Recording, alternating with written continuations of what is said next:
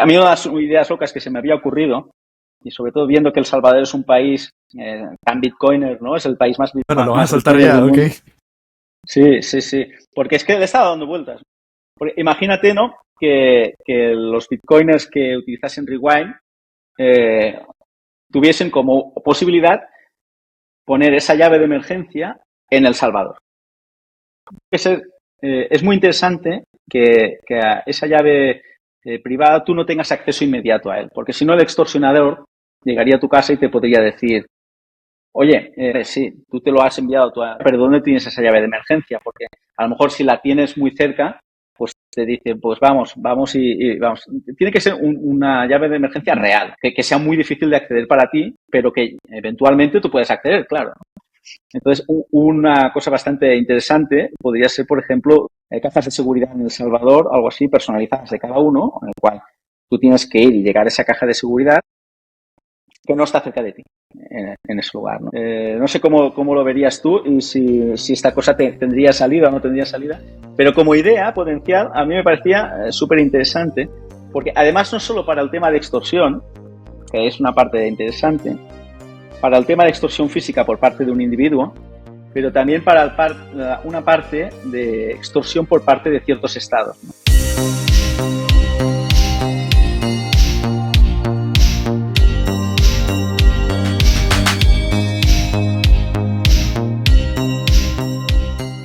Hola chicos, ¿cómo están? Bienvenidos una vez más a Bitcorner Podcast.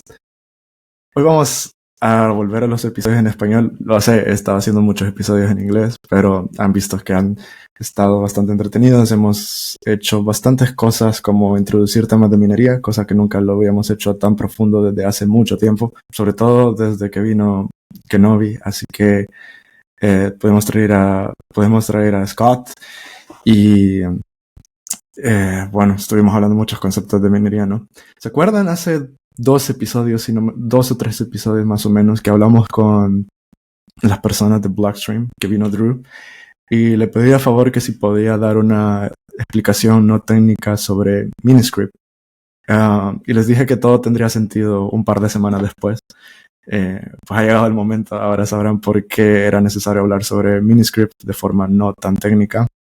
Porque vamos a hablar temas sobre Miniscript, time locks y bueno, vamos a hablar sobre algo llamado Bitcoin Rewind.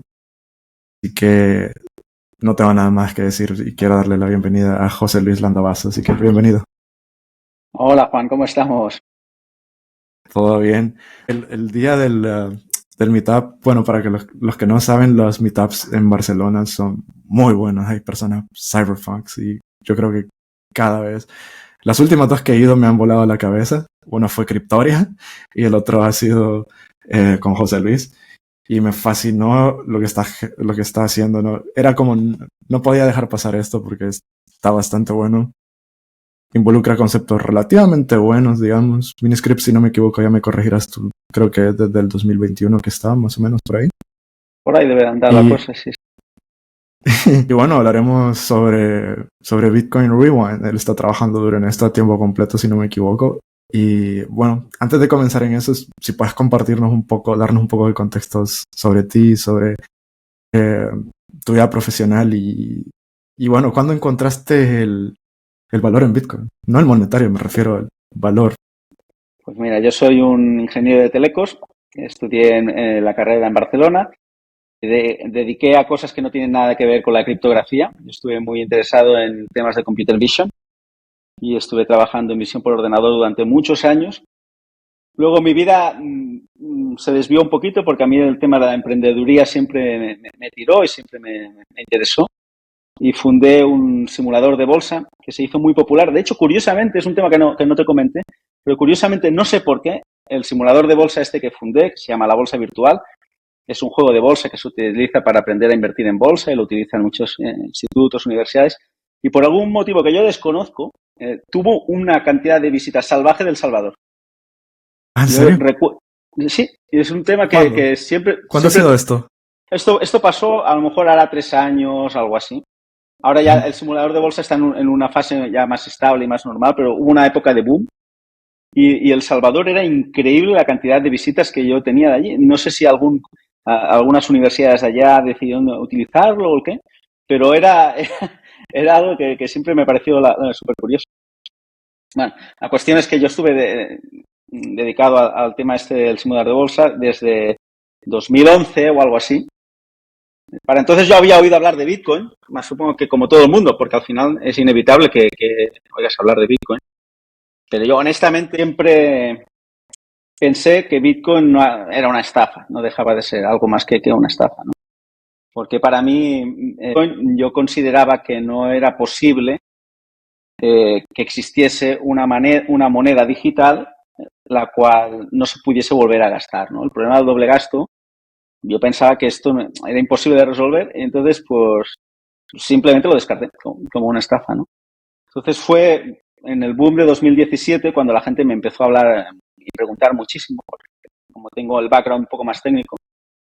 Entonces es cuando decidí por fin darle una oportunidad. Mi aterrizaje en Bitcoin fue a través del white paper directamente. O sea, yo entré directamente a leerme el white paper y porque también mi background era un poco de investigación y de publicar todo en papers, entonces tenía cierta familiaridad con, y bueno, pues le damos una oportunidad. Ahí me voló la cabeza. Es que ese paper está muy bien, porque en esas paginitas son 7 páginas. Es que está la idea, es brillante, es muy bueno. Y desde entonces yo pasé como un par de meses o 3 absolutamente obsesionado con Bitcoin a nivel técnico, a consumir material y de la parte técnica luego ya empiezas a caer por otras madrigueras, ¿no? Entonces me empezó a interesar un montón toda la parte filosófica, toda la parte económica, o sea, temas que yo no tenía ningún tipo de conocimiento, ¿no? De economía austríaca, por ejemplo, yo jamás en la vida se me hubiese ocurrido esto. Entonces, pues por ahí fui tirando. Entonces llega un punto en el 2020, sobre todo teniendo habilidades de programación y tal, que decido que yo quiero participar de una forma activa en el mundo Bitcoin, ¿no? Y es cuando empiezo a buscar ideas para contribuir yo también de alguna forma, ¿no? Entonces, cosas del azar, yo acabé en un grupo de Telegram en el que está Adam Back, ¿vale? Y de forma, pues, por probar, le escribí.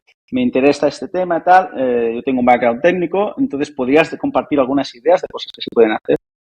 Entonces es la primera vez que yo oí hablar del tema de los vaults, de las bóvedas digitales y de los time blocks, de cómo proteger tu patrimonio en Bitcoin utilizando el tema de time blocks, que luego ya iremos profundizando. Eso fue en 2020. Lo dejé pasar un año o algo así y lo retomé con más fuerza hacia 2022 o algo así. Y es cuando empecé a trabajar en una librería de software que implementa Miniscript, de lo que hablaremos. Y a partir de ahí, eso derivó ya en Rewind Bitcoin, que es el producto en el que he estado trabajando el último año, que es una wallet que te permite, de alguna manera, almacenar tu Bitcoin de forma segura ante ataques de llave inglesa, que son los ataques de los que te pueden extorsionar, entrar en tu casa y de forma física tratar de quitarte tu Bitcoin. Vamos a tocar temas bastante técnicos, chicos, desde ya les digo.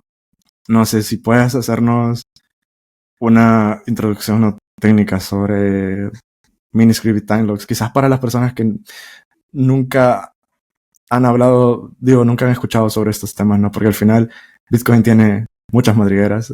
En el episodio anterior lo dije, solo la minería es otra madriguera y dependiendo en lo que te estés especializando son muchas madrigueras, ¿no? Entonces hay cosas que vas aprendiendo en el camino.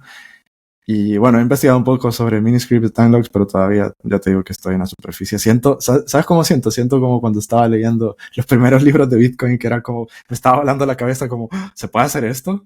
¿Es posible hacer esto? ¿Desde cuándo? No sé si nos puedes explicar un poco así, primero a nivel no técnico sobre. Sí, si te parece, podemos hacerlo de dos maneras. O te explico un poco la motivación, la mía, de cómo llego a Miniscript, o podemos entrar directamente en la explicación de lo que es Miniscript de forma técnica. Yo creo que si empezamos por la motivación, es más fácil seguirle el hilo a esto, porque entendemos cuál es una de las necesidades, ¿no? Así no estamos saltando como de un lado a otro, ¿no? Sí, sí. Vale. O por lo menos como yo llegué a él, porque así lo podemos explicar como una historia, ¿no? Porque al final todos los caminos llevan a Roma, ¿no? En mi caso, yo llegué a Miniscript por un tema de necesidad.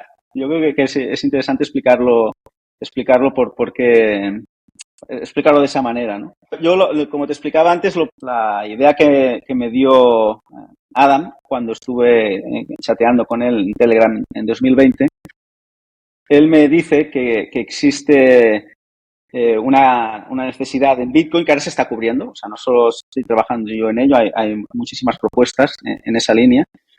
Y que existe, como todos sabemos, en Bitcoin, de las cosas que más nos preocupa en general a todos es el tema de autocustodia. Entonces, dentro del mundo de la autocustodia, sobre todo nos queremos resolver para ciertas cantidades es una autocustodia segura ante ataques de tipo físico.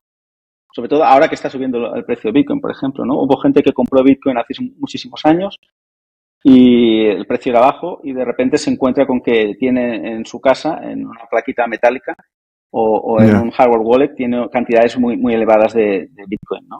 A pesar de que Bitcoin es súper seguro, que se dice que Bitcoin tiene una seguridad de 2 elevada a la 128.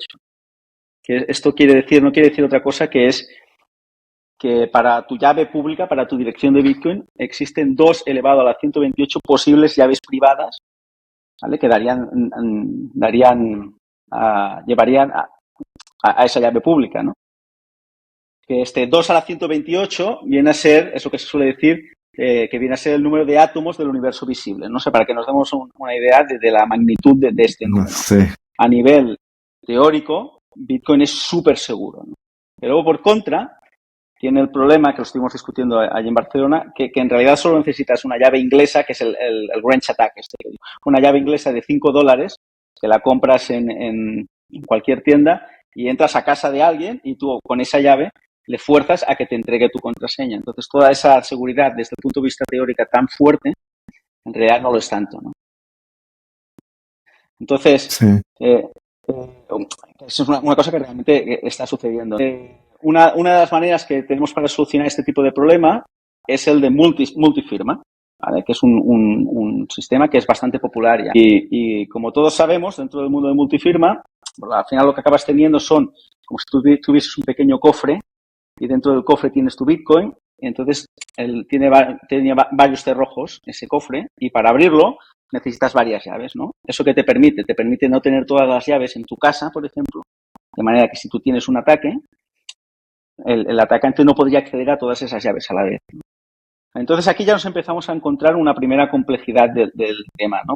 Para una autocustodia sencilla, en la que solo necesitas unas claves, es muy fácil, ¿no? Tú solo te tienes que guardar tu mnemónico, tus 12 palabras, y con eso ya tienes toda la configuración de tu wallet, ¿no? Pero para el que ya haya configurado alguna vez una multifirma, se habrá dado cuenta que además de tener esas llaves, necesita también guardar de alguna manera la configuración de este multifirma, ¿vale? Que es una información asociada a esto, que es una información digital, ya no solo son esas 12 palabras, ¿no? Entonces ya vemos que el tema empieza a complicarse, ¿no? Y estamos llegando a Miniscript. Con esto estamos llegando a Miniscript, ¿no? Okay. Ya veremos cómo, ¿no? Otra posibilidad, que es la que me proponía Adam, es en lugar de tú tener un tema de redundancia espacial o restricción espacial en el cual no tienes todas las llaves en el mismo lugar, podríamos jugar con el tiempo. Y aquí llegamos al tema de los timelocks, ¿no? Entonces, imaginemos que tú tienes el Bitcoin en una caja fuerte, y es una caja de apertura retardada, como por ejemplo tienen algunos bancos. Entonces, ¿cuál sería la idea? La idea sería que a ti viene a tu casa un atacante y entonces el atacante, cuando quiere acceder a tu Bitcoin, le puede dar al botón de abrir de la caja, pero esa caja solo se abre al cabo de 2 horas o 3 horas o una semana, depende de cómo se haya configurado, ¿no? Bien, eso en Bitcoin no existía, durante muchos años no existió, a pesar de que la idea, se empezó a hablar de la idea en 2016, pero no existía. ¿Vale? Y es el tema que Adam proponía, ¿no? Entonces estamos viendo dos cosas, ¿no? Estamos viendo que por un lado se pueden hacer configuraciones con restricción espacial y otra con restricción temporal. Y luego seguro que se pueden hacer muchísimas con un montón de tipos de restricciones combinadas, ¿no? Entonces, ¿cómo se hace esto? Esto se hace utilizando el lenguaje Bitcoin, que es Bitcoin Script, que yo tengo, lo puedes decir, pero no es correcto, ¿no? Tú no puedes decir, yo tengo X Bitcoins en una dirección. En realidad eso no es correcto, ¿no? Tú lo que tienes son salidas de otras transacciones. Hay unas transacciones que te llegan a ti y tienes esas salidas de ahí, aún no han sido gastadas y las puedes gastar tú. Entonces, cuando tú dices que tienes Bitcoin, lo que en realidad estás diciendo es que tienes unas UTXOs, unas salidas de las cuales tú, ¿vale? Estas son las transacciones tradicionales, tienen un pequeño programita súper sencillo que lo único que dice es, vale, este output solo lo puede gastar el que tenga la llave privada. ¿Verdad? Entonces, tú cuando quieres gastar, armas otra transacción con unos inputs que están relacionados con los outputs previos. Entonces, tú que pones en el input, lo que tienes que poner es otro programita que es el unlocking script, que es el que desbloquea el anterior. ¿Vale? Esta transacción es la que subes al nodo. Entonces, el minero verifica que el locking script y el unlocking script hacen match y que funcionan y que es un programa que se puede parsear. Y entonces, cuando esto se parsea, inmediatamente se procesa y se mete dentro de un bloque. ¿De acuerdo? Interesante. Entonces, ¿y cómo?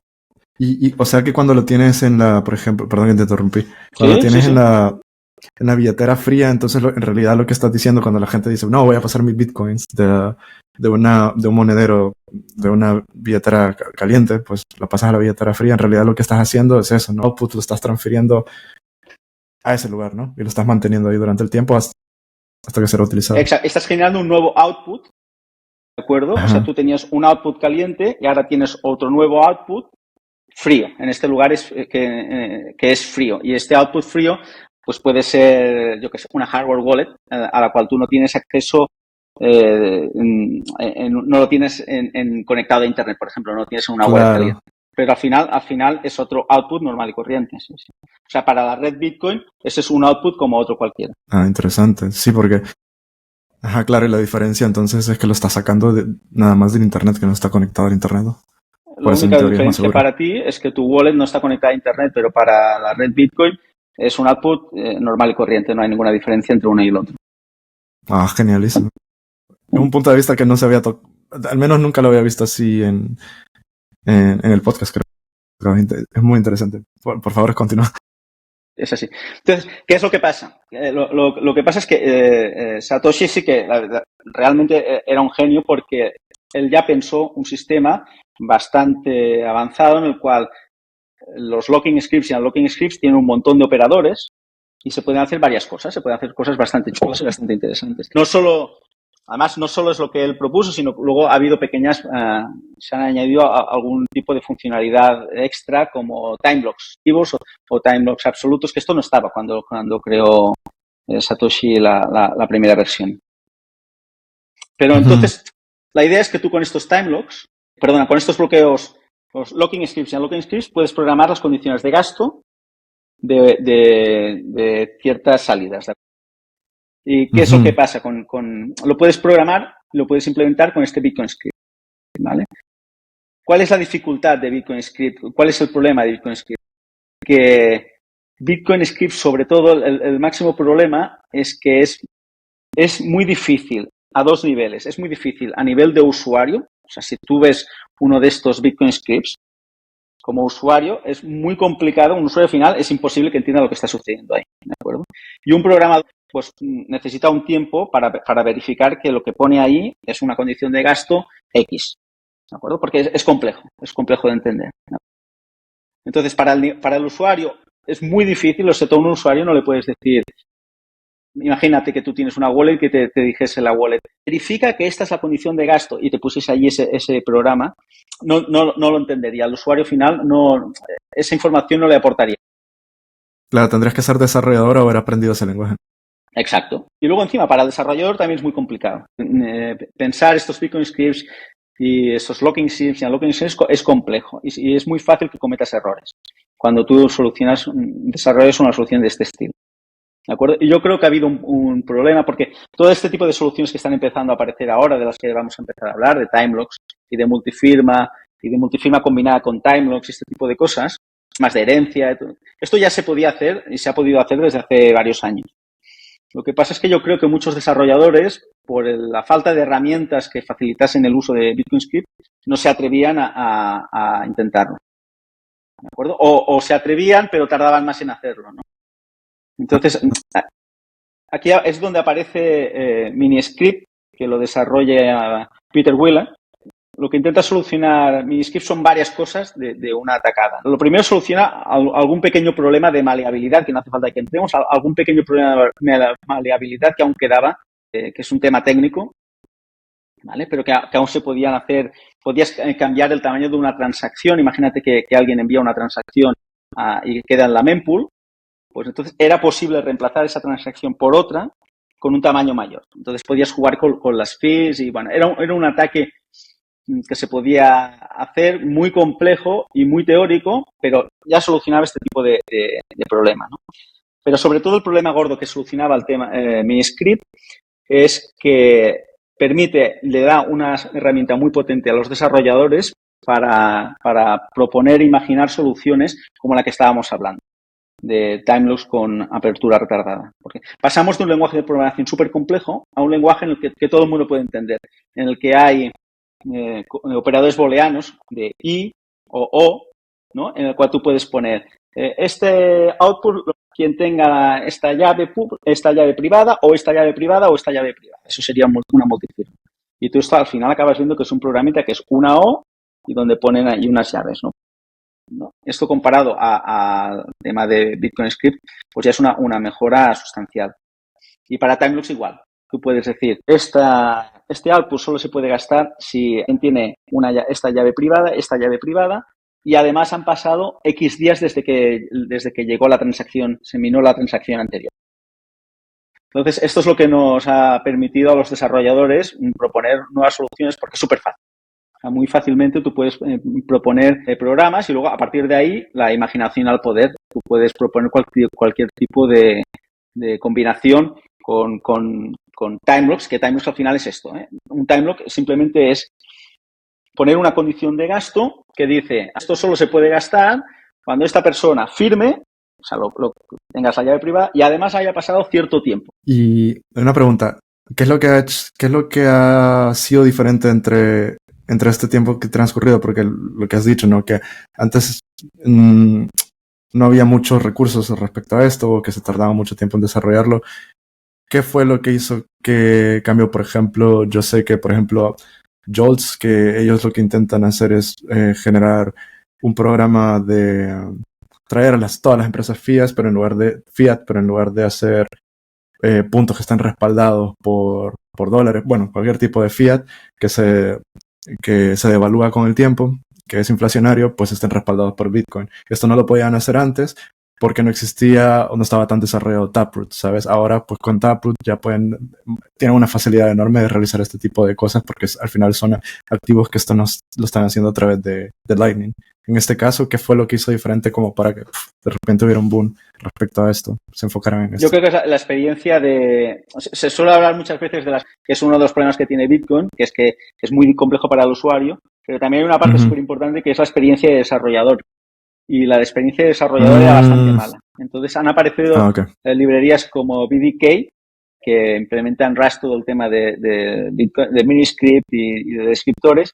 Y luego yo personalmente desarrollé una librería que se llama Bitcoiner Lab, que también implementa toda esta funcionalidad de Miniscript y descriptores para el mundo de TypeScript y JavaScript o sea, es otro lenguaje de programación.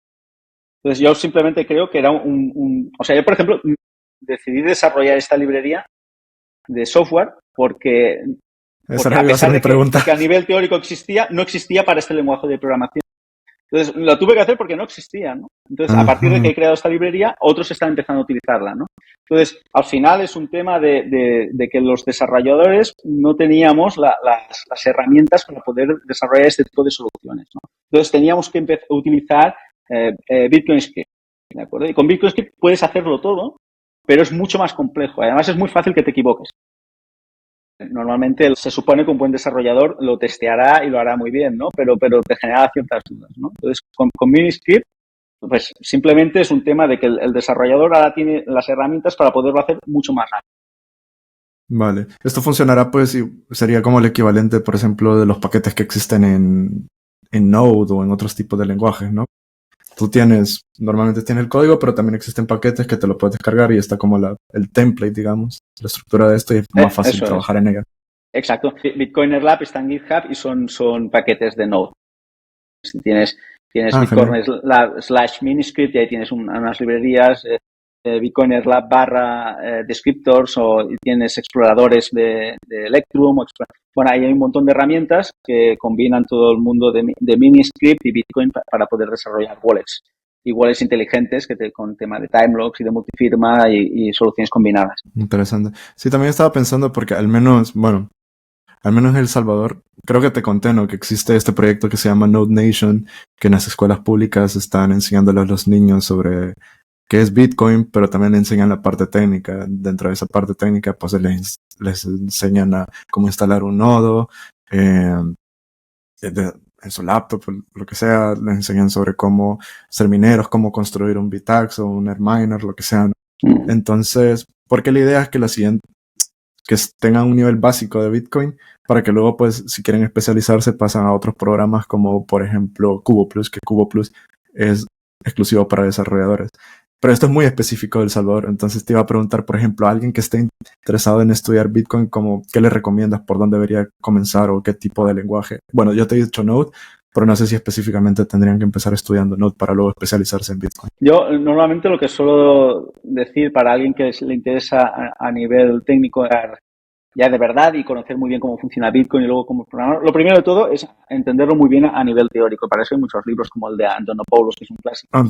Pero a mí hay un curso que me parece genial y es muy bueno.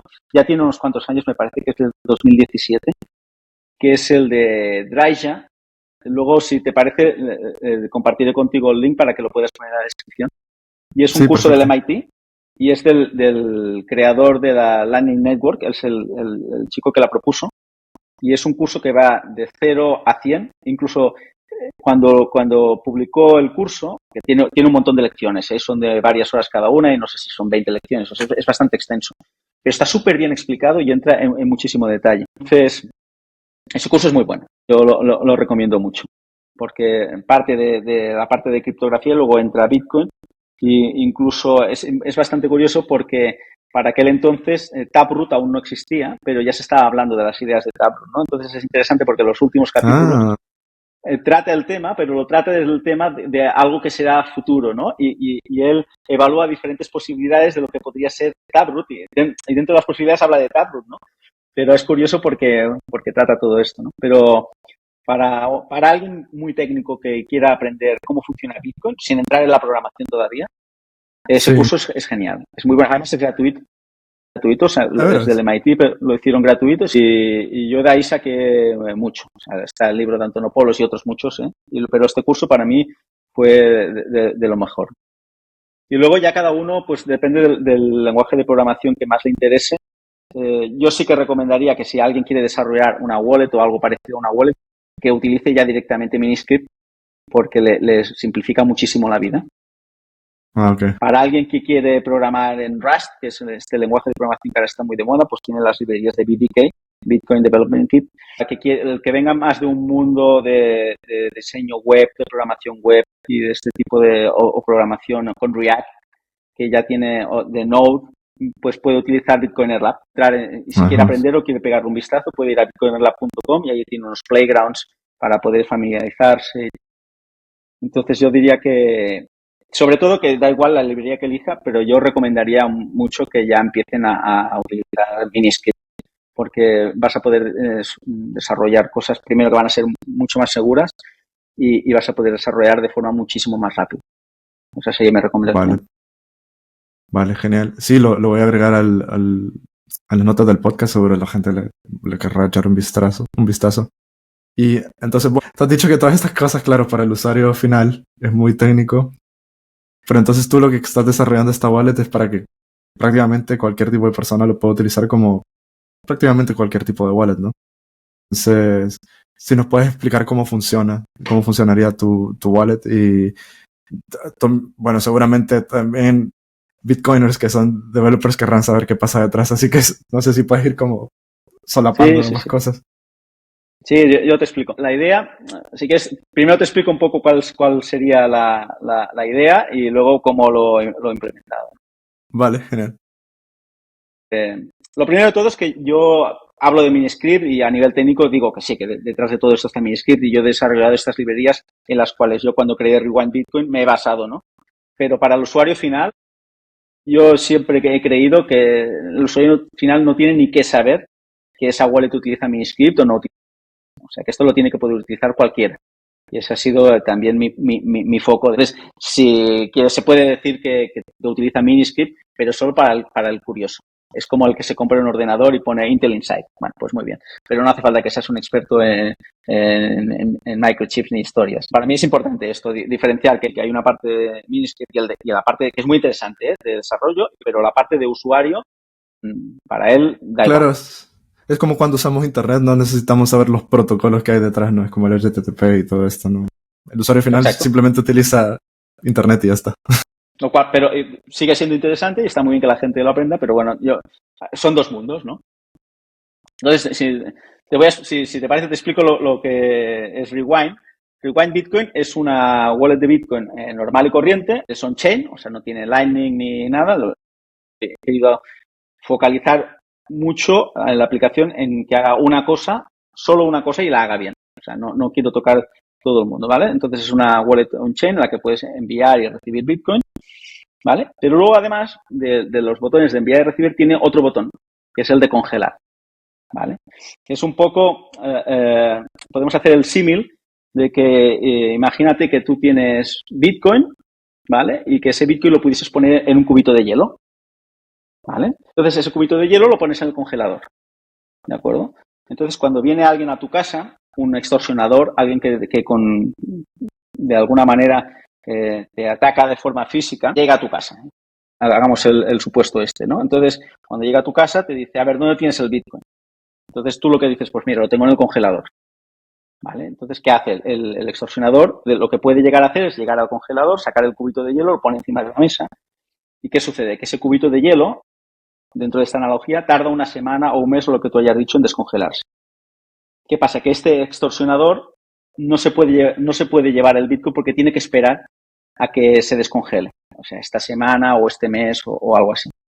Pongamos el caso en el que tú quieres hacer un uso ilícito, de que tú tienes tu Bitcoin y que son tus ahorros que los congelas. Igualmente, tú lo que tienes que hacer es, vale, yo quiero gastar este Bitcoin porque me quiero comprar una casa. Imaginemos, ¿no? Pues, ¿qué harías? Lo sacas del congelador, lo pones encima de la mesa, te esperas un mes y cuando pasa ese mes puedes gastar ese Bitcoin.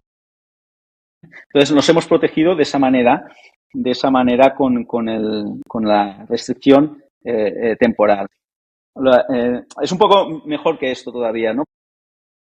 El cubito de hielo es mágico. ¿Eso qué quiere decir? Que si te viene el extorsionador a tu casa y saca el cubito y lo pone encima de la mesa, se tiene que esperar un mes para poder acceder a ese Bitcoin, pero tú en cualquier momento tienes la potestad de forma mágica enviar ese Bitcoin a otro lugar, ¿vale? Es otra llave privada que tú tienes y que tú has preparado con anterioridad, que es una llave privada de emergencia, que es en el caso de que a mí me suceda algo, yo ese Bitcoin, o esa cantidad de Bitcoin que tú tienes, si me sucede la peor de las, la quiero poder enviar a un lugar de emergencia súper seguro.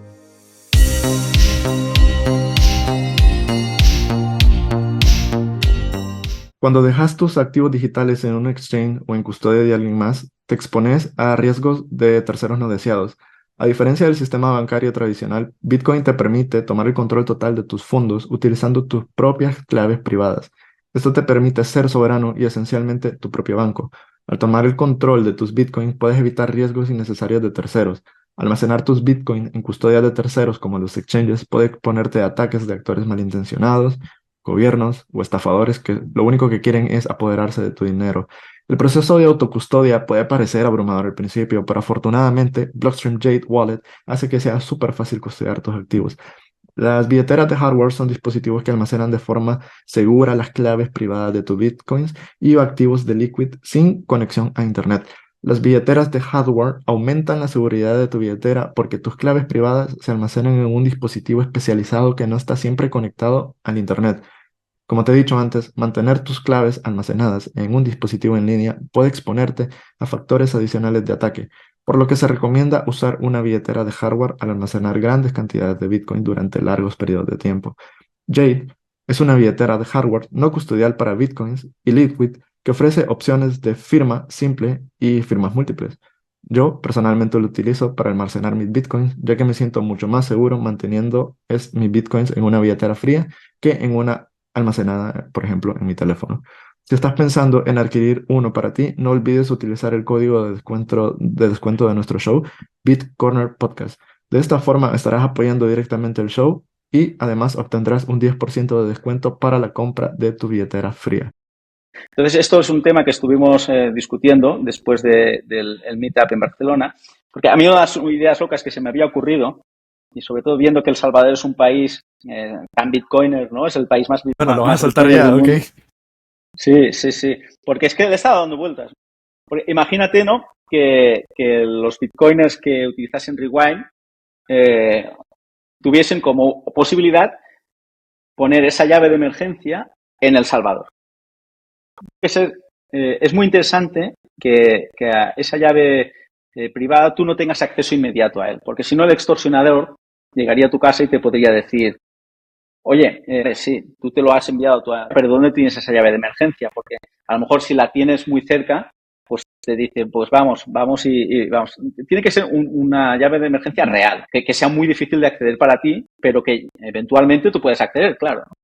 Entonces, una cosa bastante interesante podría ser, por ejemplo, cajas de seguridad en El Salvador, algo así, personalizadas de cada uno, en el cual tú tienes que ir y llegar a esa caja de seguridad que no está cerca de ti, en ese lugar. No sé cómo lo verías tú y si esta cosa tendría salida o no tendría salida, pero como idea potencial a mí me parecía súper interesante, porque además no solo para el tema de extorsión, que es una parte interesante, para el tema de extorsión física por parte de un individuo, pero también para una parte de extorsión por parte de ciertos estados, ¿no?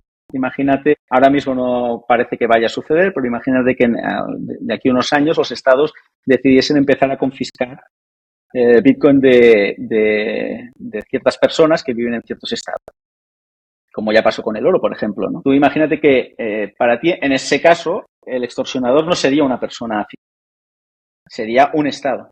Imagínate que tú tuvieses la potestad de darle un botón y lo envías a un estado amigo que tú sabes que va a respetar tu Bitcoin. Entonces, esta podría ser una cosa bastante interesante. Es una idea loca, yo lo reconozco, que ahora mismo parece que no tiene mucho sentido, pero como tantas cosas que inicialmente parecían que no tenían demasiado sentido han acabado teniendo, pues nunca se sabe, ¿no? Entonces, es un tema bastante chulo de pensar, sí.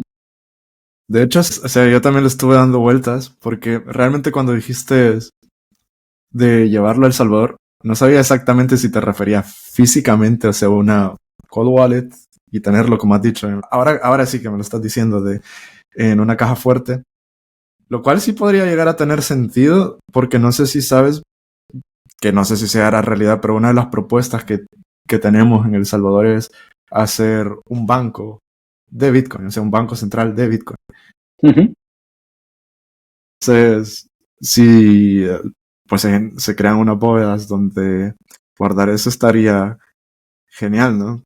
Y también estoy dándole vueltas como quizás no tenerlo todo en un mismo sitio, sino también distribuirlo a través del país. Lo único que ya te dije el otro día es que ahí estás poniendo El Salvador como un honeypot, porque entonces en el caso de una persona, bueno, si es al otro lado del mundo, pues, no se va a atravesar el charco, o quizás no sé qué tan loco estará. Pero en el caso de una nación, dependiendo de qué nación, pues dirás, pues me invado El Salvador y voy a No, por porque todas. hay que recordar que esa llave de emergencia, ahí nunca va a haber Bitcoin. O sea, en el 99.999% de las veces nunca habrá Bitcoin allí. ¿Vale? Porque tú el Bitcoin lo tienes tú y lo tienes con un time lock. Está en tu cubito de hielo. Uh-huh. Casi en el 100% de las ocasiones lo que va a suceder es que tú vas a dejar que se descongele el Bitcoin y lo vas a gastar. O sea, la única ocasión en la que tú vas a coger ese Bitcoin antes de que se descongele y lo vas a enviar a otro país, va a ser en el caso de que alguien venga a tu casa con una llave inglesa, o sea, que venga a hacerte un ataque físico. Entonces, Sí. esto es un tema que nos preocupa y que sucede, pero bueno, ¿a cuánta gente le puede suceder esto? ¿Uno de cada 10.000, de 100.000 personas? No lo sé. No lo sé. Entonces, es un caso por el cual la gente se tiene que proteger y tiene que pensar en ello porque tú Claro, quieres estar protegido, porque la gente se pone alarma en su casa a pesar de que sabe que con mucha probabilidad no le van a robar, pero tú tienes que tener esta posibilidad, ¿no?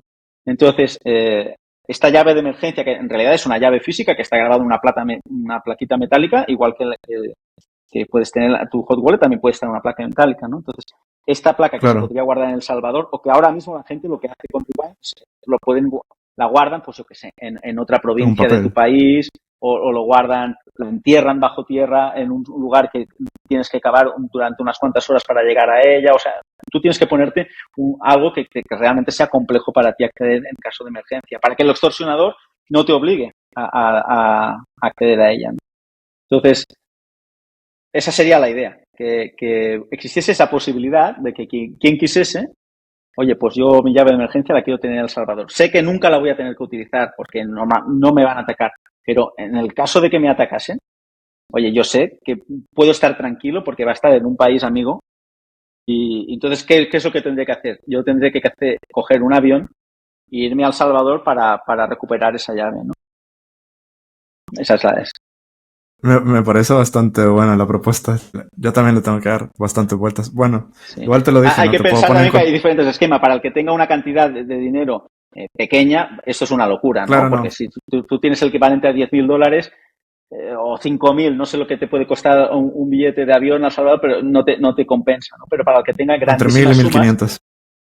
el que tenga unas sumas enormes, pues es un tema que debería de considerar. Sí, por ejemplo, si fuera, qué sé yo, Michael Saylor, por ejemplo.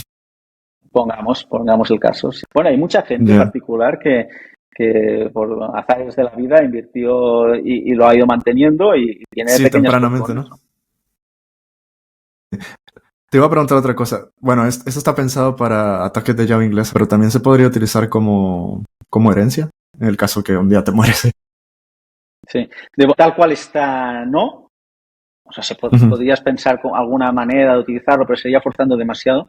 Pero sí que está previsto para la siguiente versión de que incorpore herencias, ¿no? Entonces, que tú cuando te creas una bóveda digital, de esta que es cuando tú te congelas el Bitcoin, que existiese la Ujú. posibilidad de que tus herederos pudiesen acceder a ese Bitcoin al cabo de un tiempo. Vale, sí, te estaba preguntando porque Ok, te estaba preguntando porque cuando vino Drew, que es de Blockstream, estábamos hablando sobre Miniscript y mencionó sobre una billetera Bitcoin que se llama Liana. Uh -huh. Entonces, no sé, la has escuchado, ¿no? Sí, sí, sí. Ellos lo que hacen es eso, que tú congelas un Bitcoin, pero también sirve como, puede ser para toda la vida y luego mandarlo como herencia. Entonces, pero al final usa Miniscript y usa bastantes conceptos similares. Entonces, por eso te preguntaba si también se podría utilizar como eso. Aunque yo sé que lo tuyo está específicamente hecho para este tipo de situación, ¿no? Sí, sí. Conozco personalmente al equipo de Liana, a Kevin. De hecho, ellos organizaban este último año no salió por un tema de que faltaba, no hubo suficiente asistencia, pero ellos organizan una conferencia para desarrolladores, organizando en las Azores, y durante un par de años he estado coincidiendo con ellos y conozco muy bien su producto y todo lo que están haciendo. Y de hecho son de los pioneros con el tema de Miniscript. Con el tema de las bóvedas digitales, como Rewind, ellos estuvieron trabajando previamente con una solución que se llama Revolve, que es una solución similar a lo que hace Rewind, pero era como mucho más compleja, mucho más sofisticada y estaba pensada para los exchanges, ¿vale? Para un exchange que está Igual. custodiando grandes cantidades.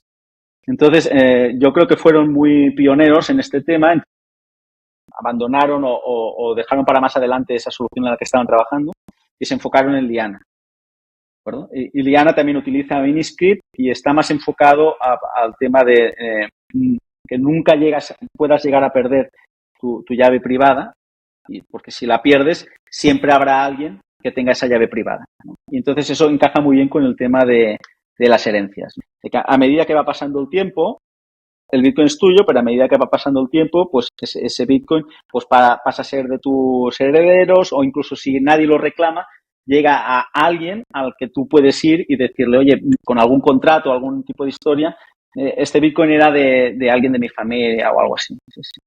Pero sí es verdad, son soluciones, no son exactamente lo mismo, pero son soluciones similares, sí, que utilizan al fin y al cabo, porque todo el mundo que está trabajando en este tipo de soluciones que incorporan varias firmas y el tiempo, todos estamos ya utilizando la tecnología de Miniscript.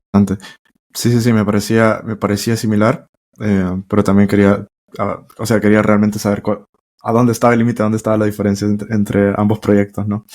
Otra cosa que te quería preguntar, porque creo que siempre es bueno como poner en contexto o hacer un ejemplo.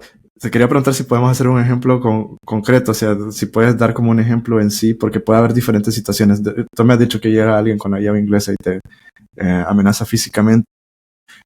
Cuando esta persona, el atacante, ya tiene tus llaves privadas y tal, mis preguntas son varias, pero una es, ¿hay alguna forma que antes de que el atacante te quite tu wallet o lo que sea, como un botón de pánico que le alcances a dar antes de que quedes inmovilizado? Y segunda opción, si eso no es capaz, ¿cómo esta persona ya teniendo tus llaves privadas, cómo pasan o cómo se sabe de pasar a la otra billetera que es la de seguridad? ¿Cómo funcionaría exactamente eso?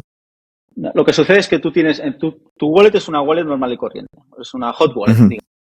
Y tú esas llaves, si te viene el extorsionador y tú tienes el dinero en la hot wallet, te lo roba instantáneamente. Porque lo que hace es, se genera una transacción con tus llaves privadas y se lo envía a sus propias llaves privadas. ¿Vale? Ahí estás perdido. Entonces lo que hace Rewind es, tiene el botón de enviar y recibir, pero tiene el botón de congelar. Cuando tú le das al botón de congelar, ¿qué es lo que sucede? Se genera una transacción, ¿vale?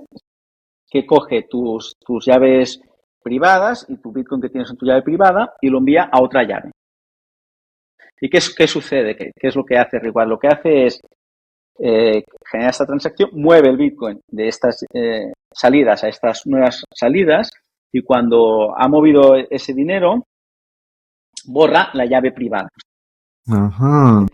Te genera una transacción que mueve el Bitcoin y que a continuación borra la llave privada. Lo único que vas a poder hacer a continuación es, o sea, antes de borrar lo que haces es prefirmas la escapatoria de eso, ¿no? O sea, tú coges tu Bitcoin, lo envías a una nueva llave, con esa llave te generas una escapatoria, que la escapatoria sería lo gasto como pánico, o sea, porque me están atacando, o lo gasto al cabo de un mes, ¿de acuerdo? Entonces, cuando yo he generado la escapatoria, que son unas transacciones, yo borro la llave privada que generó la primera transacción. De alguna manera lo que estoy haciendo es limitar la acción que puede hacer la wallet en el futuro, ¿no? O sea, yo estoy moviendo Bitcoin a una nueva dirección, que esa dirección ya no tendrá nunca más una llave privada, de manera que si el extorsionador viene, no te puede quitar esa llave privada para mover tu Bitcoin, porque tú la has borrado. Lo único que tendrá el extorsionador son unas ya prefirmadas que solo pueden hacer dos cosas, ¿de acuerdo? Una es esperar un mes a que madure el Bitcoin, a que se descongele y entonces sí que podría acceder a él, o puede enviarlo a la dirección de pánico que estábamos diciendo, por ejemplo, que podría estar en El Salvador, ¿de acuerdo? O sea, es lo único que puede hacer. Esto vendría a ser lo que se está hablando recientemente en el mundo Bitcoin, que es el tema de los covenants. ¿Vale? Los covenants. ¿Qué es los covenants para los que no sepan? Los covenants es una nueva funcionalidad que está discutiendo la comunidad de desarrolladores de Bitcoin. Un covenant es un pacto y lo que quiere decir es que normalmente cuando yo te envío Bitcoin a ti, tú con ese Bitcoin puedes hacer lo que te dé la gana. Puedes gastarlo, enviárselo a quien quieras o puedes ponerlo en un timelock, puedes hacer lo que te dé la gana porque ese Bitcoin ya es tuyo, ¿de acuerdo? Pero tú imagínate que ahora decimos, no, vamos a inventar una nueva funcionalidad en Bitcoin que es un covenant. ¿Qué quiere decir? Que cuando yo te envíe el Bitcoin, tú no podrás hacer lo que te dé la gana. El Bitcoin sí será tuyo, porque tú tienes esa llave privada. Pero yo cuando te lo envíe te voy a dar las condiciones de lo que tú puedes hacer con él. ¿De acuerdo? Entonces, podríamos poner por ejemplo este caso de que yo te envío Bitcoin a ti, José Luis le envía Bitcoin a Juan, pero Juan no puede hacer lo que dé la gana. Lo único que puede hacer, por ejemplo, es armar una transacción que se gaste al cabo de un mes o que se envía a una dirección de pánico, simplificándolo mucho. Entonces, a pesar de que es tuyo el Bitcoin, tú no puedes gastarlo como te dé la gana. Solo se puede gastar como yo te he predefinido que lo vas a poder gastar. que sigas, sabes que tengo una pregunta que no sé cómo funciona esto, pero me estás describiendo algo muy similar que cuando nosotros hicimos Bitcoin moneda de curso legal, el gobierno sacó la billetera Chivo, que al final era KYC y todo, y nos daban un bono a todos los salvadoreños de $30. Pero tenía una condición. O sea, al principio la gente era como, lo quiero de retirar, pasar a dólares, convertirlo a dólares porque puedes hacer el swap dentro de la app. O, eh, o pasarlo a otra billetera que no fuera Chivo, ¿no? Pero la condición que estaba ahí era de que si solo lo podías hacer de Chivo a Chivo. Y siempre me había preguntado, ¿cómo pueden hacer eso? Si al final Bitcoin es libre, o sea, si tienes un canal, pues lo pasas ahí. No sé cómo funcionaba Chivo, pero seguramente no fuese una wallet 100% Bitcoin, ¿no? Porque si tú tenías tu llave privada y tenías ese Bitcoin, te lo podías haber movido seguramente. Entonces, no sé cómo funciona. La verdad, me la instalé, pero no la he podido utilizar porque si estabas fuera de El Salvador no funcionaba. Claro, solo era para los salvadoreños. Pero yo creo, no sé si era 100% me imagino que no, porque si no sí que hubiese podido moverte Bitcoin. Entonces, de hecho, ahora esto que me comentas esto, y es bastante gracioso porque una de las grandes críticas que tiene el tema de los covenants es que los gobiernos te podrían poner condiciones a cómo gastas el Bitcoin. Claro. Y es una de las grandes críticas, que pudiese llegar un gobierno y decir a los exchanges, muy bien, la gente puede retirar Bitcoin y será suyo, pero tendrán estas condiciones de gasto. O sea, imagínate, ¿no? Entonces, esta es una de las críticas que se hacen normalmente a la posibilidad de que aparezcan los covenants. Yo no sé si llegarán a aceptarse o no, porque es una discusión que está en curso y que hay gente... O sea, no está implementado. O sea, por lo tanto, no podrían haberlo hecho de esta forma.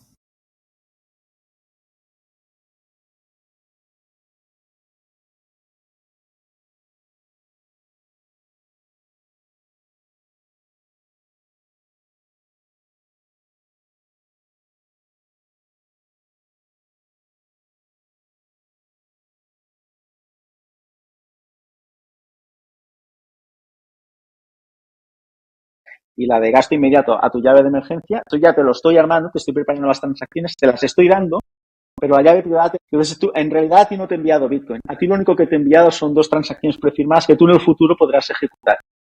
¿Vale? Entonces, eso es una manera de simular los covenants a día de hoy que tenemos y es lo que utiliza Rewind, pero no son covenants nativos y ya veremos si se llegan a implementar o no.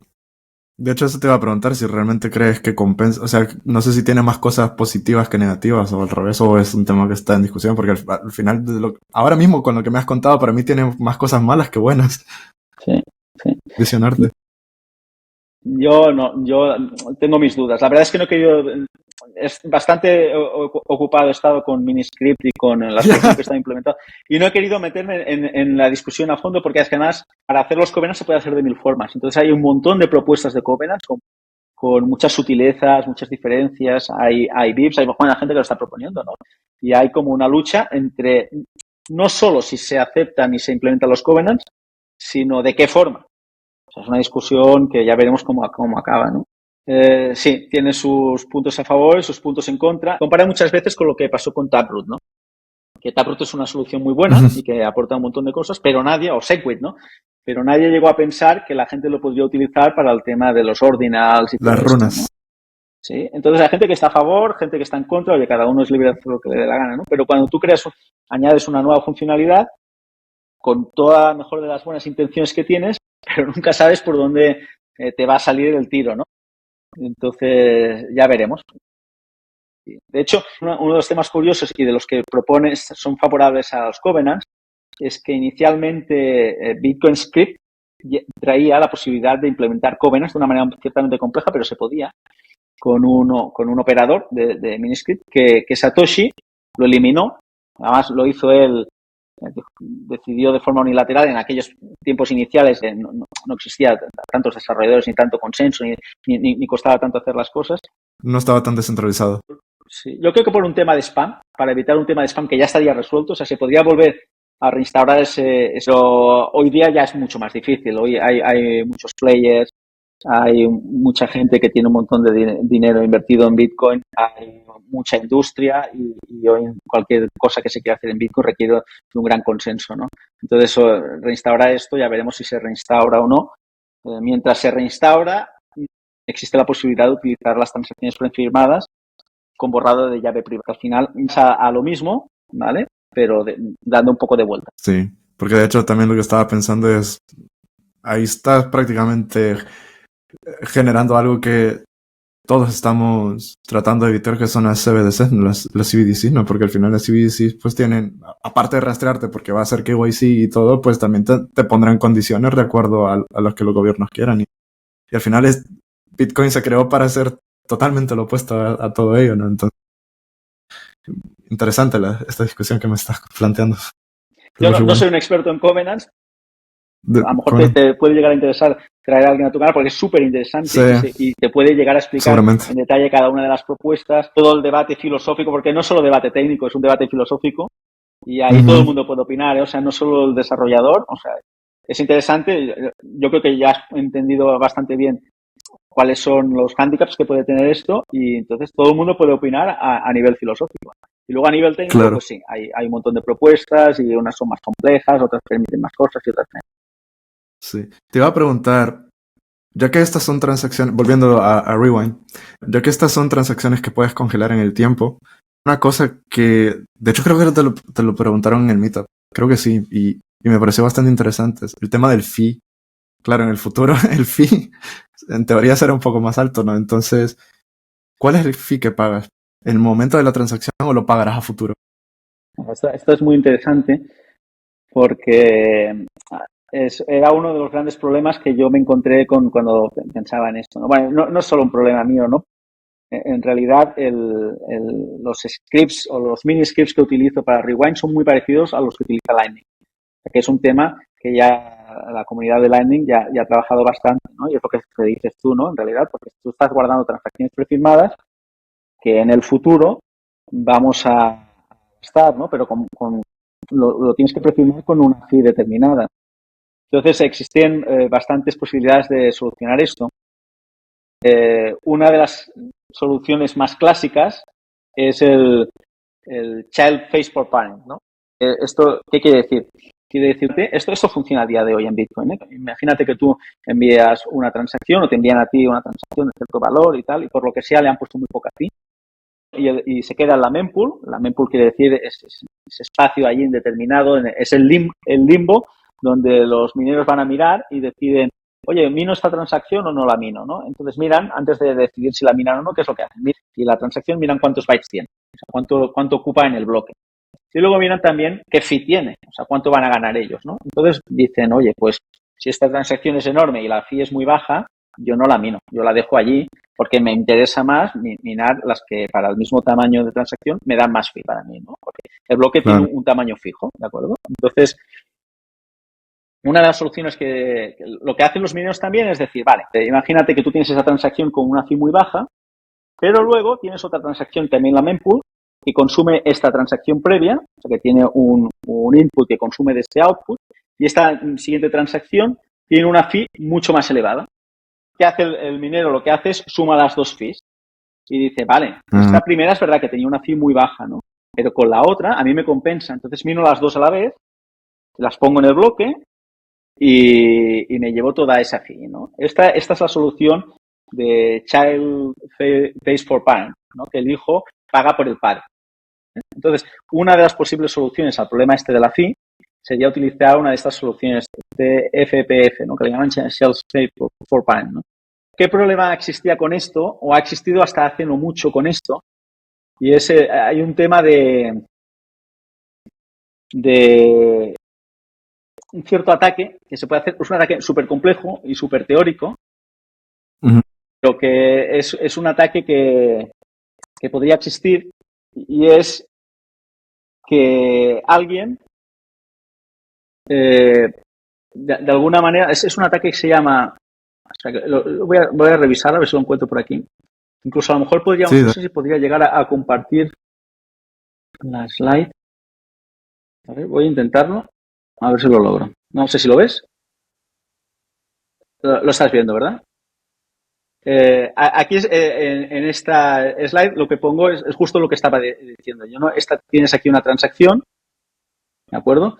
En la cual solo había un Satoshi de fee, por ejemplo, y luego tienes una hijo de 59 satoshis, ¿no? Entonces, ¿qué es lo que hará el minero? Si mina estas dos a la vez, pues se llevará una comisión de 60 sats y entonces le compensará tirar adelante. ¿De acuerdo? Vale. Pero ¿qué es lo que... ¿Qué ataque se podría llevar a cabo?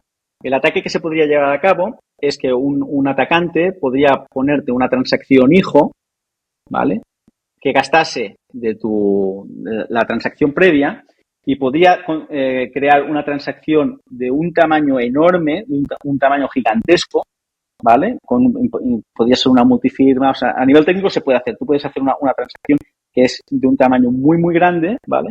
Y que tiene una fee, por tanto, enorme, ¿vale? Porque la transacción es muy grande, aunque el fee rate sea muy bajo, la fee será gigantesca, ¿vale? Pero ¿qué sucederá? Que el fee rate es muy bajo, ¿no? Entonces, imaginemos que este atacante te pone como gasto de esta transacción previa tuya esta nueva transacción. ¿Qué es lo que pasa? El minero dice, sí, esta fee teórica es enorme, pero el fee rate es muy bajo. Yo no te la mino, esta transacción no te la voy a minar. Entonces, ¿qué es lo que hace? Se llama transaction pinning. Eso quiere decir que tú tienes una transacción, pero luego en realidad no se va a procesar nunca porque te han hecho un pinning. Que quiere decir que te han puesto una transacción siguiente que tiene una fee enorme y tú no la puedes reemplazar por otra porque la transacción es enorme y existen unas reglas que impiden que el minero te la cambie por otra. Entonces, este es un tipo de ataque súper teórico que yo no sé si realmente se ha llegado a implementar nunca, pero como en el mundo de Bitcoin siempre tenemos que pensar un poco más allá y tenemos que tratar de tener soluciones que sean muy seguras, esto es un tema a tener en cuta y por el cual el Sharp for Parent puede tener ciertos problemas, ¿vale? Es un problema muy teórico, pero que podría llevarse a cabo. La manera que soluciona, yo decidí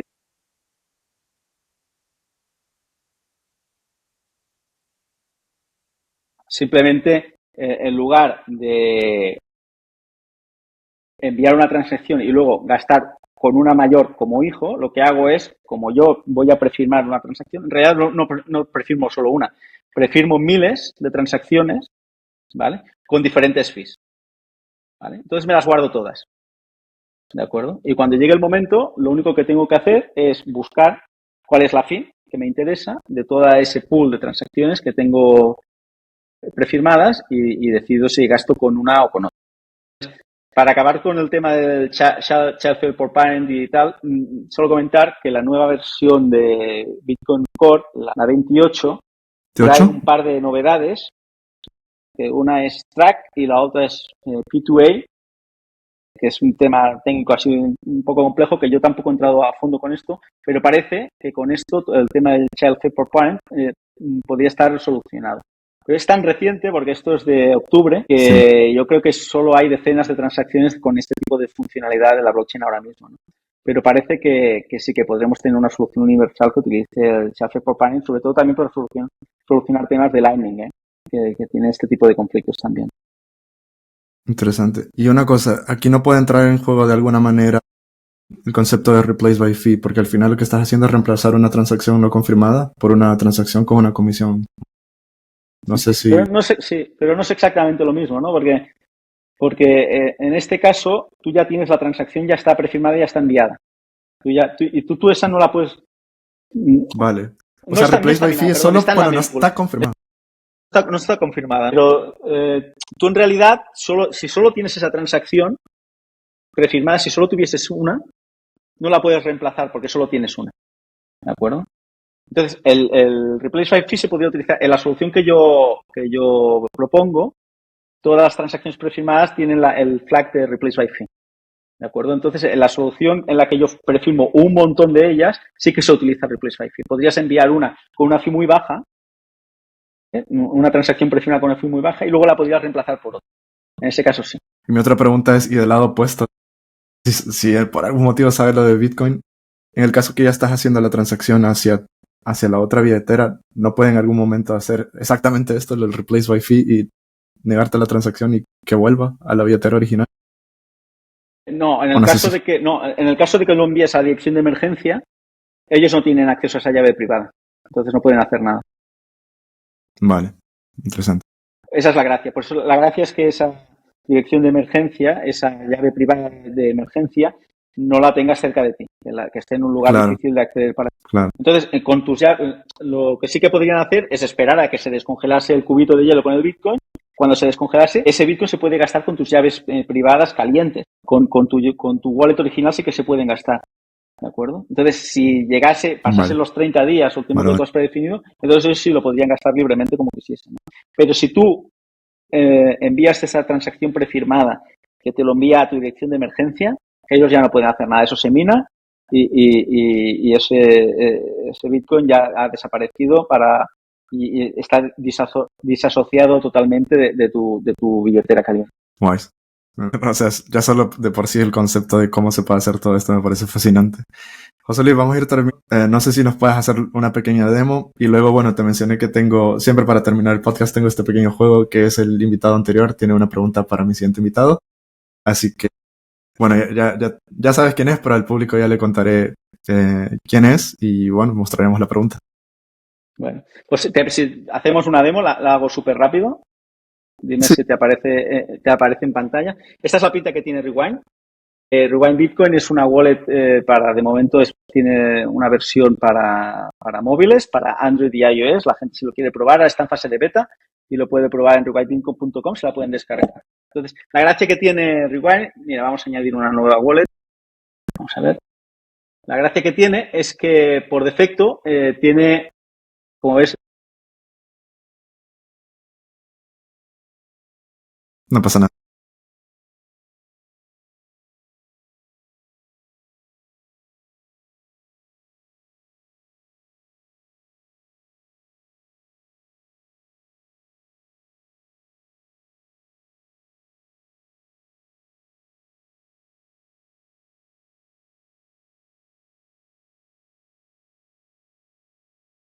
es exactamente la misma experiencia que tendrías como si fuese Bitcoin real, ¿no? Entonces, ¿qué es lo que tendrías? Lo primero que te aparecían las 11 palabras de las que tendrías que hacer un backup. Entonces, le vamos a dar a Create. Ahora tú tendrías que confirmar tus palabras clave.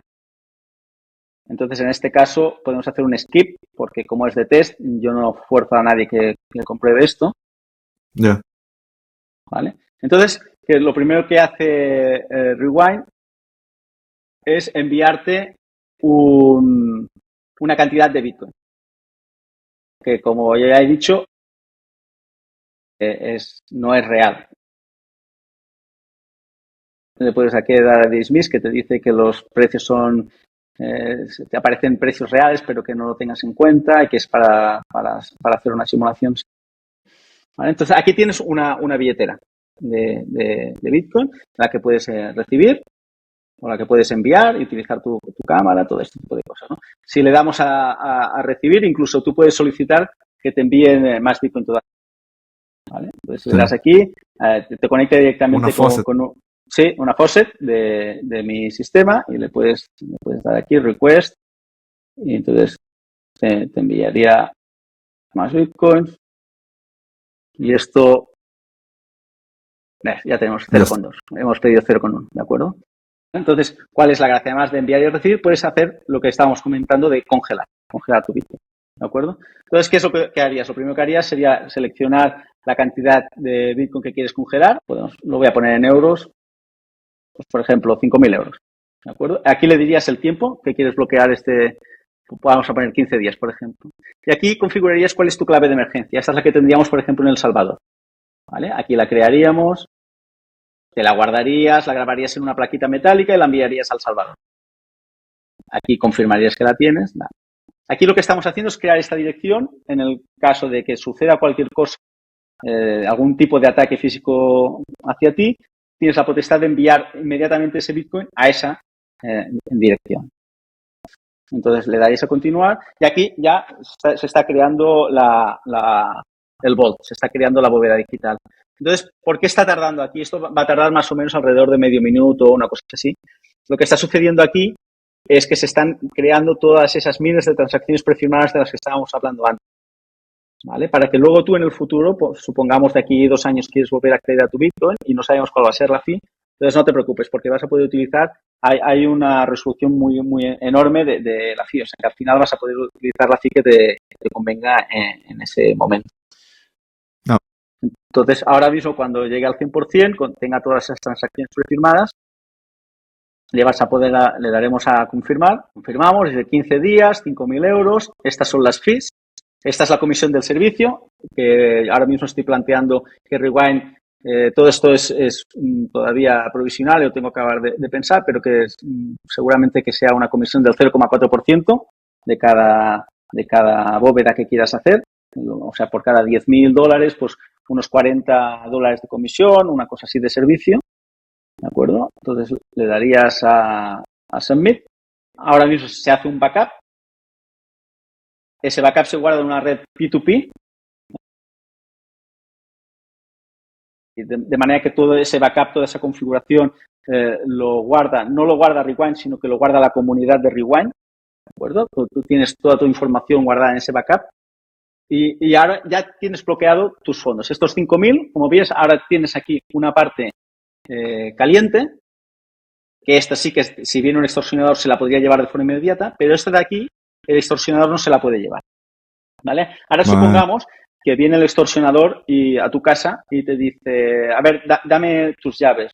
Pues esto de aquí se lo llevaría, pero esto de aquí lo único que podría hacer esa persona es le podría dar a init and freeze, la descongelación.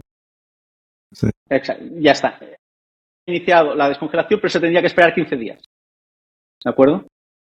Es lo que le sucedería al ladrón. Y mientras tanto, tú tendrías la posibilidad de darle al botón de rescue. Esto no quiero entrar en mucho más detalle, pero no solo tú. Incluso podrías delegar la potestad de que otra persona, por ti, es al botón de rescue. Porque imaginemos el caso en el que el extorsionador realmente te hace daño físico y te envía al hospital, ¿no? Entonces, tú puedes delegar la potestad de hacer un rescue a una persona de tu confianza para que te ayude en casos de emergencia. Y esta sería la idea de Rewind. Lo invito a todo el mundo a que lo pruebe. Como puedes ver, es gratuito, lo pueden probar. E incluso para gente que no tiene... Yo lo he visto bastante útil para gente que conoce Bitcoin a nivel teórico, pero nunca ha podido experimentar lo que es enviar y recibir Bitcoin haciendo transacciones reales, ¿no? Entonces, esta es una wallet que te permite hacer esto utilizando una red que es una red de software como Bitcoin, pero con un Bitcoin de prueba. Pero puedes experimentar la experiencia de lo que es enviar, recibir, puedes instalártelo en 2 móviles o compartir y enviarte Bitcoin con personas de tu familia o amigos, y se puede experimentar la tecnología muy bien. ¿De acuerdo? Entonces, no solo para el tema de Vaults, sino para el tema de cómo funciona una wallet, esto es bastante interesante también. Y yo he visto incluso gente utilizándolo para tener la experiencia de uso de una wallet, no solo para el tema de los Vaults. Buenísimo. De hecho, yo me he descargado la test y lo pondré. Lo que pasa es que tengo como 3 más de Bitcoin porque hay tantos proyectos. Me tengo que quitar una y luego lo voy a poner porque sí me interesa probarlo. José Luis, vamos a ir terminando. Mi última pregunta ya no me pertenece a mí, pertenece al invitado anterior. Así que nada, voy a intentar compartirlo y si no te paso el enlace y lo miras. Bueno, el invitado anterior fue Scott de Bitax y así que él era la pregunta a José Luis. Y José Luis, bueno, ya sabes quién es mi siguiente invitado, así que en todo eso te vas planteando la pregunta, se la dejas y así seguimos el círculo. All right, Jose. In Bitcoin, we have this ethos of don't trust, verify. And that kind of boils down to you shouldn't just trust what someone is telling you they're going to do. You should verify that they are going to do what they say. And I think a lot of people do this by providing open source software, that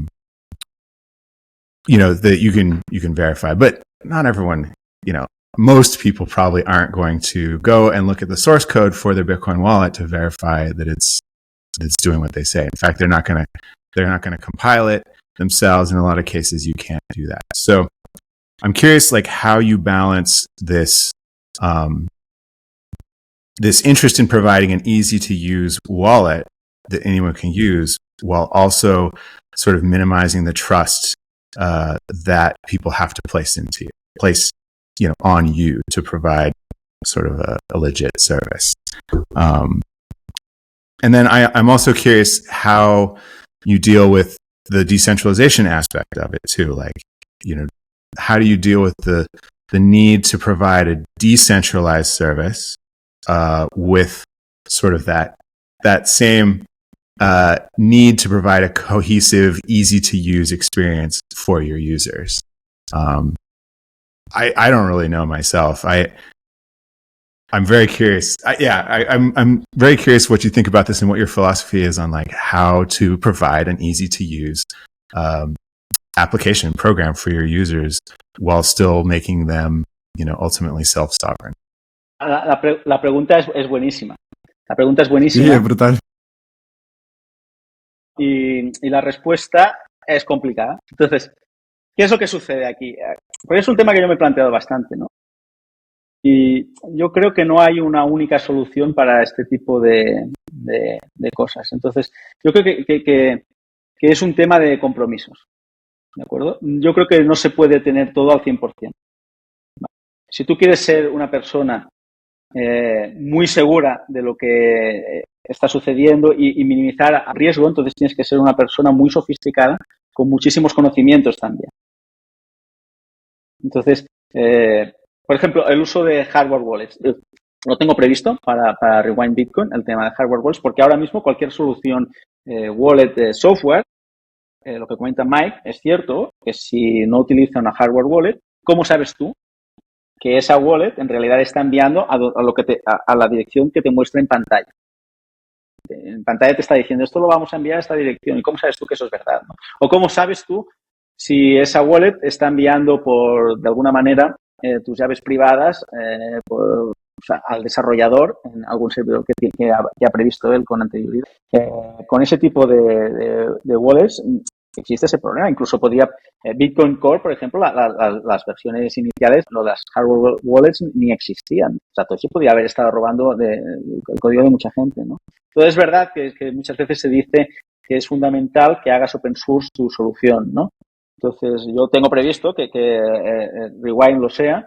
De hecho, muchas partes del código ya lo son, ¿no? A través de Bitcoiner Lab, y es una de las cosas que yo tengo.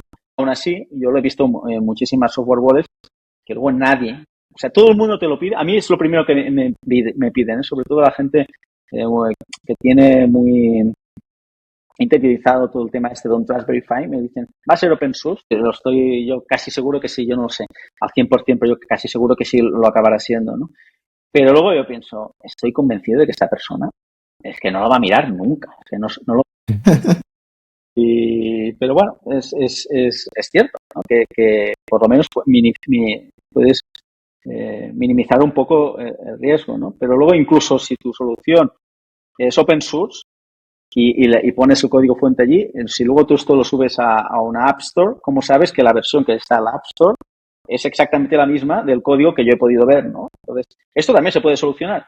Pero para poder solucionar y poder verificar que todo esto parte de un código que tú has podido verificar, o sea, hay un momento en el que tú, yo creo que sucede con todas las webs, hay un momento en el que tú ya cedes cierta parte de trust. O sea, ya hay una parte a la que ya te frenas y ya no puedes seguir más allá de ella, ¿no?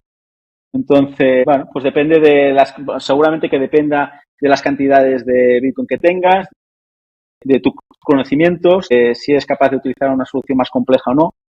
Es utilizar una solución compleja en la que tú puedes verificar más cosas, también tiene sus riesgos, porque también es más fácil que te equivoques.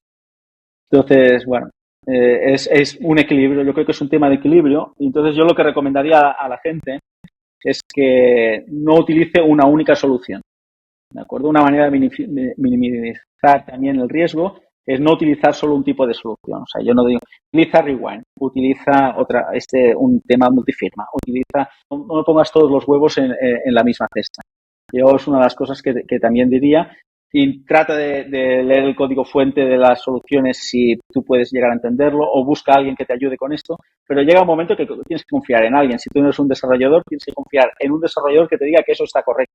O sea, al final siempre cedes parte de confianza, ¿no? Sí, yo creo que también él lo pregunta porque, claro, o sea, su filosofía detrás del proyecto de Vitax al final era hacerlo open source, ¿no? El de él es 100% o casi 100% open source, porque él me lo comentaba, de que, por ejemplo, lo que no le gustaba es que empresas como Bitmain, con los Antminer, realmente todos estos proyectos son secretos y nunca quieren compartir cómo lo han hecho. Entonces él tuvo que hacer toda la ingeniería inversa, ¿no? Hasta llegar a la solución de cómo lo han hecho, y de esta forma creó los Bitacs. Y me lo comentaba porque al final, o sea, lo que hablamos, yo creo que, o lo que me llevé detrás de esto es que también otra de las ventajas que cuando lo haces open source, pues hay más desarrolladores, puedes crear una comunidad de personas que al final pues vas a acelerar el proceso, porque al final si lo mantienes tú solo, pues no es lo mismo a que tengas todos los ojos del mundo viendo lo que estás haciendo, y que pues son muchas cabezas pensando al mismo tiempo, ¿no? Entonces que pueden llegar a mejores soluciones de las que quizás ni tú mismo tenías previsto que podías hacerlo con lo que ya has construido. Entonces también, yo creo que también todo lo que me has dicho es totalmente cierto. Pero en el caso específico de él, era como, ok, yo lo he hecho de esta forma porque precisamente quiero que haya más personas colaborando, y de hecho lo hay, poder acelerarlo, ¿no? Y al final que sea más descentralizado. Lo que tú dices, al final, sí hay personas que no van a ver el código, pero también tiene otras ventajas, como lo que te acabo de mencionar, ¿no? Cuando lo haces código abierto, entonces, sí, totalmente válido. Y de esos inconvenientes también, ¿eh? Porque si haces el código abierto, claro. Y es alguna de las cosas que comentan algunos de los fabricantes o desarrolladores de wallets que no comparten el código, que es muy válido también. Y es que primero es muy fácil que cojan tu código y creen una solución parecida a la tuya, de que creasen Rewind. Lo mío se llama Rewind Bitcoin, que fuese Bitcoin Rewind y lo subiesen a las App Stores. Y esa nueva versión han cogido tu código y lo único que han hecho es poner una parte de código que les envía a ellos a tus llaves privadas o alguna cosa de este estilo, ¿no? También facilitas a posibles atacantes a que lo exploten en contra tuya, en contra de los usuarios, ¿no? Entonces también existe ese tipo de problemas también. José Luis, no tengo nada más que decir que gracias por dedicarnos tu tiempo, explicarnos todo esto. Es muy fascinante y es increíble todas las cosas que van surgiendo en Bitcoin. Nunca terminamos de aprender. Y sobre todo, gracias por explicar algo tan complejo con palabras sencillas. Yo creo que la gente lo podrá entender, y si no, pues podrán indagar aún más en las páginas que voy a dejar en el enlace de la descripción. Nada, ¿dónde te puede encontrar la gente por si te quiere echar una mano? Pues mira, me pueden encontrar en Twitter para cualquier tipo, o en X, en cualquier tipo de duda o que quieran saber. Es x.com/landavaso, que es mi apellido. Y luego pues tengo dos páginas web. Una es la bitcoinerlab.com, que ahí apunta todo el código fuente de las librerías de Miniscript, y tienen playgrounds para aprender a programar Bitcoin utilizando Miniscript.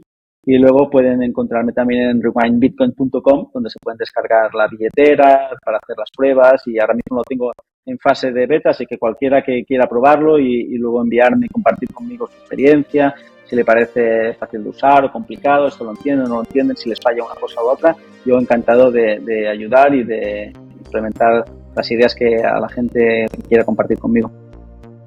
Genial. José Luis, encantado, y espero traerte en un futuro, cuando ya lo tengas todo implementado, a ver qué cosas nuevas vendrán. Pero de nuevo, muchas gracias, y chicos, nos vemos en la siguiente semana. Chao. Hasta luego.